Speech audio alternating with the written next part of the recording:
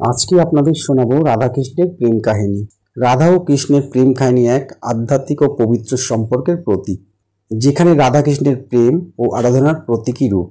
যদিও তাদের প্রেমকে আধ্যাত্মিক উচ্চ শিখরে স্থাপন করা হয়, তবুও তাদের সম্পর্কে ঘিরে অনেক কিংবদন্তি ও পৌরাণিক কাহিনী রয়েছে।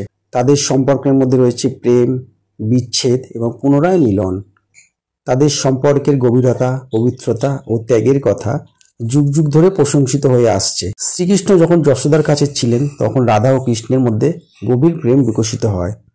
তাদের প্রেম ছিল পবিত্র ও পবিত্রতার প্রতীক। তাদের প্রেম কাহিনী বিচ্ছেদ ও বিয়োগের গল্পও রয়েছে। তাদের একে অপরের প্রতি ভালোবাসা ও ত্যাগের প্রতীক হিসাবে দেখানো হয়। কৃষ্ণের 16,108 জন রানী ছিলেন, যাদের মধ্যে রুক্মিণী এবং সত্যভামা অন্যতম ছিল। কিন্তু রাধার সাথে তাদের সম্পর্ক ছিল অন্যরকম। রাধাকৃষ্ণের প্রেম ও আরাধনার প্রতীক, যা আধ্যাত্মিকতাকে প্রকাশ করে। রাধার নাম কৃষ্ণের নামের সাথে অবিচ্ছেদ্যভাবে যুক্ত। যদিও রাধা ও কৃষ্ণের মধ্যে বিয়ের উল্লেখ নেই, তবে কিন্তু পুরাণে বলা হয়েছে যে ব্রহ্মদেব রাধা ও কৃষ্ণের বিয়ে দিয়েছিলেন, যার ফলে রাধাকৃষ্ণের প্রথম স্ত্রী হিসেবে পরিচিতি পান। রাধা ও কৃষ্ণের প্রেম কাহিনীকে আধ্যাত্মিকতার উচ্চ শিখরে স্থাপন করা হয়।